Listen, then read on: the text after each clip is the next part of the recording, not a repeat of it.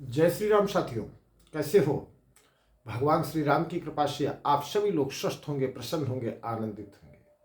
आइए, आज बसंत पंचमी वाले दिन हम लोग जानते हैं पवन शास्त्री के साथ द्वादश अक्षर मंत्र के विषय में। द्वादश मतलब 10 और 2, 12 अक्षरों का मंत्र।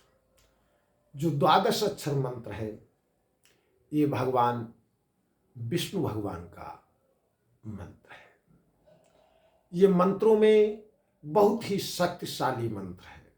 सिद्ध पुरुषों का, महापुरुषों का, भक्तों का अति सुखदायक व अति माननीय मंत्र है, जिसके जपने से व्यक्ति असीम सिद्धियों को प्राप्त कर सकता है, मनोवांछित कार्यों को सिद्ध कर सकता है। जिसके जीवन में चाहे कितनी भी रुकावटें आ रही हों, जो व्यक्ति इस मंत्र का जाप करता है उस व्यक्ति के जीवन की सारी विघ्न बाधाएं भगवान विष्णु की कृपा से हट जाती हैं, टल जाती हैं। क्योंकि भगवान विष्णु को पालक देवता कहा जाता है, पालने वाले हैं। जैसे ब्रह्मा जी सृष्टिकर्ता, बाबा भोलेनाथ संहार करता, विष्णु भगवान पालन करता है। जो भी इस मंत्र का नित्य प्रति अनुष्ठान करता है, जाप करता है, एक माला भी यदि प्रतिदिन जपता है तो उस व्यक्ति के ऊपर कभी भी आर्थिक तंगी का सामना नहीं करना पड़ता है, ऐसा संत और महापुरुषों ने बताया है। मंत्र ओम नमो भगवते वासुदेवाय नमः। मंत्र भी बहुत सरल और ज्यादातर हर सनातन व्यक्ति को ये मंत्र शायद याद होता है। जैसे रामायण की चौपाई मंगल भवन अमंगलहारी, आपको भले देखा होगा वेदों के मंत्र, शास्त्रों के मंत्र, पुराणों के श्लोक न याद हों, लेकिन रामचरितमानस की ये चौपाई ज़्यादातर व्यक्तियों को याद होती है। उसी तरीके से गायत्री महामंत्र भी सबको आता है और उसी तरीके से ये भगवान विष्णु का द्वादश अक्षर मंत्र सभी को आता है। और इस द्वादश अक्षर मंत्र की वैसे कहा जाए, द्वादश मतलब 12 अक्षर, और यदि इसका 12 लाख बार जाप कर लिया जाए तो व्यक्ति में इतनी शक्ति उत्पन्न हो जाती है कि वो सूक्ष्म से सूक्ष्म जो हमारे वातावरण में निगेटिव ऊर्जाएं या पॉजिटिव ऊर्जाएं जो चल रही हैं, जो घूम रही हैं, जो विचरण कर रही हैं, उनको भी वो सूक्ष्म दृष्टि से देख सकता है। इतना अमोघ ये द्वादश अक्षर मंत्र है, जिसके जपने मात्र से व्यक्ति हर वो कार्य कर सकता है जो चाहे कितना भी असंभव कार्य हो, लेकिन उस कार्य में भी व्यक्ति को सफलता प्राप्त होती है। आप किसी भी गुरुवार के दिन से अपने गुरु का सुमिरन करें। यदि आपका मंत्र गुरुमुखी किसी गुरु के द्वारा यदि प्राप्त कर लिया जाए फिर तो कहना ही क्या है।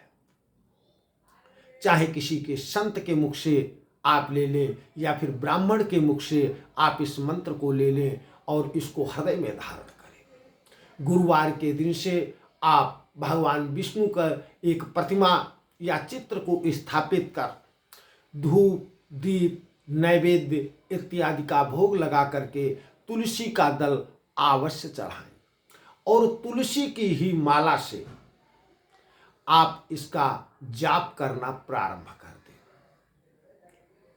ध्यान रहे कि आपको एक ही समय पर यदि करते हैं, जैसे आपने आज 7 बजे, 7:30, 8, 9 या प्रातःकाल 4 बजे, 4:30, 5 बजे आपने एक दिन का समय रखा है, तो उसी दिन से आपको ये करना है कि उसी समय पर आपको नित्य प्रति जाप को प्रारंभ करना है और नित्य प्रति एक ही समय रहे और मंत्र जाप के पश्चात कुछ न कुछ गाय को अवश्य खिलाएं।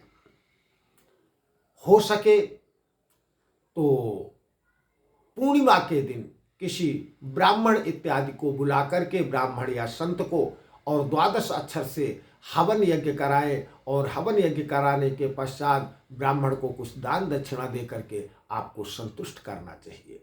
ऐसा करने से, ऐसा शास्त्र कहते हैं, ऐसा ग्रंथ कहते हैं, वेद कहते हैं, महापुरुष कहते हैं कि व्यक्ति की मनोकामनाएं अवश्य ही पूर्ण होती हैं।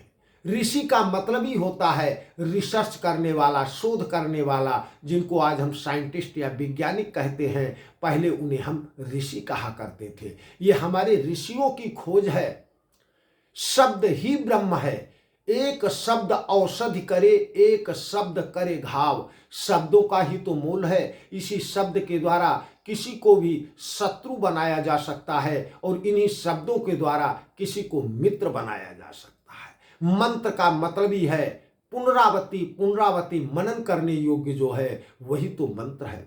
आप भगवान विष्णु के चरणों का ध्यान करते हुए नित्य प्रति इस मंत्र का जाप चालू कर दें। भगवान विष्णु को ध्यान में रखें, आज्ञा चक्र पर ध्यान दें, मतलब दोनों बहुओं के बीच में जहाँ पर तिलक लगा हुआ होता है वहाँ पर उनके चरणों का ध्यान धरें, या फिर अपने हृदय में उनके चरणों का ध्यान धरते हुए आपको जाप करना है।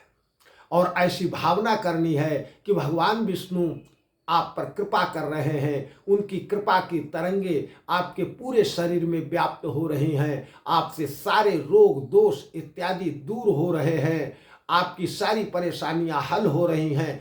कुछ दिन के ही करने से आप ऐसा महसूस करेंगे, आपको ऐसा अनुभव होना चालू हो जाएगा कि भगवान विष्णु की कृपा आपके पास विशेष तौर पर है, जिसकी कृपा से आपके सारे दुख दूर हो रहे हैं और आपको प्रसन्नता प्राप्त हो रही है। मंत्र पुनः सुन ले। ओम नमो भगवते वासुदेवाय नमः। ओम नमो भगवते वासुदेवाय नमः। इस मंत्र का आपको जाप करना है, और ध्यान रहे चरणों का ही ध्यान करना है। और जब चरण प्रभु के आप ध्यान करोगे, और जिसको प्रभु के चरण मिल गए फिर उसके पास कमी किस चीज की रह जाती है। आप विश्वास रखें, और भक्ति का पहला लक्ष्य होता है श्रद्धा, विश्वास। जैसी आपका श्रद्धा होती है, जैसा आपको विश्वास होता है, वैसा ही फल प्राप्त होता है। गुरुवार के दिन से ये साधना आप प्रारंभ कर दें और करते रहें, करते रहें, करते रहें। हो सकता है कि आपकी मनोकामना महीना में ही पूरी हो जाए, 15 दिन में पूरी हो जाए। यदि ज़्यादा समय लगे तो आप ये नहीं सोचना कि भगवान आपकी सुन नहीं रहे, भगवान अवश्य सुन रहे होते हैं। कभी कभी ऐसा होता है कि मनुष्य से कुछ जाने अनजाने इस जन्म में या उस जन्म में कुछ ऐसा कार्य हो चुका होता है जिसका पाप हमारे सर होता है। उस पाप को कटने में कभी कभी थोड़ा सा समय लग जाता है। इसलिए मनोवांछित कार्य को होने में, सफलता प्राप्ति करने में थोड़ा सा समय लग जाता है। लेकिन ऐसा नहीं हो सकता है कि आप इस मंत्र का जाप करें और आपका कार्य न हो। असंभव से असंभव कार्य भी परमात्मा की कृपा से आपका सिद्ध हो सकता है, बशर्ते आपको विश्वास रखने की आवश्यकता है। आप विश्वास करते हैं तो इस मंत्र का जाप आप अवश्य करें। बढ़िया धूप दीप, भगवान को अगर शालिग्राम घर में भगवान है तो आप दूध दही गंगा जल शहद इत्यादि से स्नान करा करके, सुंदर चंदन का तिलक लगा करके तुलसी पत्र जरूर चढ़ाएं और पुष्पों को चढ़ाएं। अगर पुष्प न हो तो तुलसी के ही पुष्प, जिन्हें मंजरी कहते हैं, उनको भगवान को समर्पित करके आप उनके चरणों का ध्यान करते हुए जाप चालू रखें। और फिर जिस समय भी आपको ध्यान आ जाए, जाप के समय तो जाप किया है, फिर जिस समय आपको याद आ जाए उस समय आपको मन में सुमिरन करके भगवान के चरणों का ध्यान करना है। आप देखेंगे कि भगवान विष्णु की कृपा से, और जहाँ विष्णु जी होंगे तो विष्णु जी की पत्नी का तो नाम आपको पता ही है, लक्ष्मी जी हैं, तो लक्ष्मी जी वहाँ जरूर आएंगी। लक्ष्मी जी की कृपा आप पर जरूर होगी। आपका घर धन धान्य से भर जाएगा, हर मनोकामना आपकी पूर्ण हो जाएगी। इसमें कोई शंका नहीं है, कोई संशय नहीं है। यदि आपको हमारी जानकारी अच्छी लगी हो तो अपना चैनल ज्योतिष और संगीत सब्सक्राइब करें, लाइक करें, शेयर करें और घंटी पे अंगुली जरूर दाबें, ताकि जब भी मैं नया वीडियो लोड करूं तो सबसे पहले आपके पास पहुंचे। इसी भावना के साथ सभी दर्शकों को, सभी साथियों को पवन शास्त्री का जय श्री राम, जय श्री राम भैया, जय श्री राम।